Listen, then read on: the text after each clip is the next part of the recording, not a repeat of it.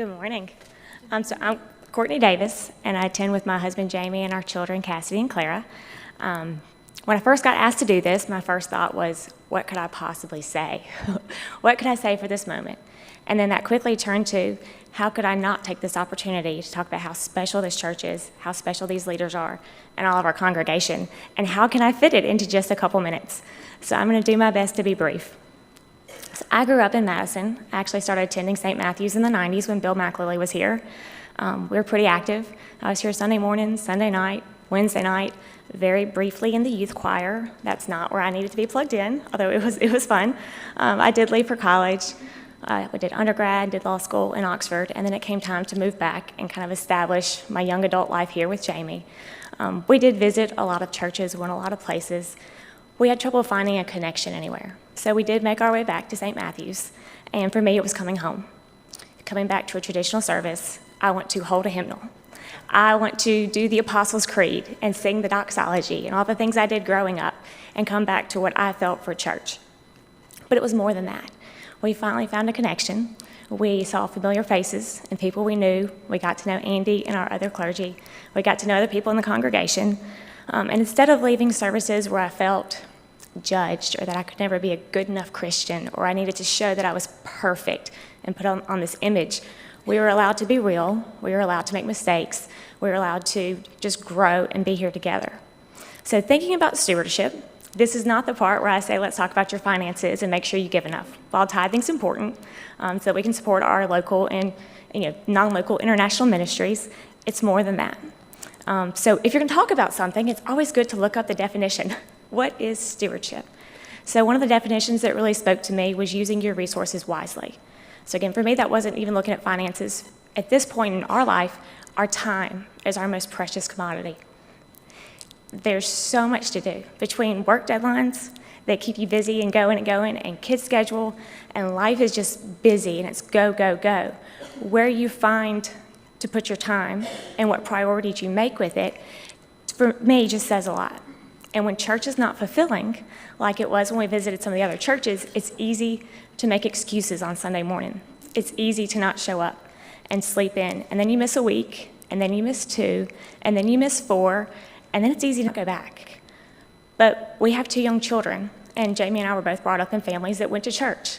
My parents, it was non-negotiable. It's 8:30, we're going, it's Sunday, that's just what we do.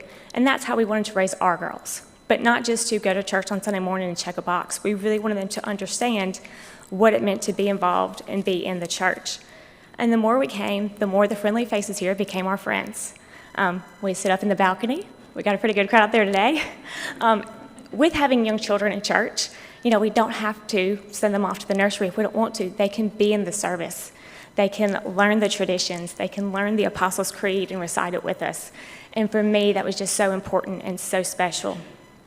And again, being in the balcony, we got a lot of kids up there. There's no dirty look because your kid dropped a toy or maybe they're coloring a little too loud. We're all up there together. You get a friendly smile and say, hang in there. We're here. They're seeing it. They're doing it. One of the best things we've done is we joined a Sunday school class with people we genuinely enjoy. We enjoy time together on Sundays. We enjoy time together other places and other days. But we can have conversations and debates, but it's always respectful. It's always from a place of love, and we can support each other. We have celebrated good news, and there's been a lot of good news. We've had a lot of new babies. We've had, promotions or good things have happened. We've had losses and hard times and disappointments, and we've prayed together through those. These are not just our church friends. These are our friends.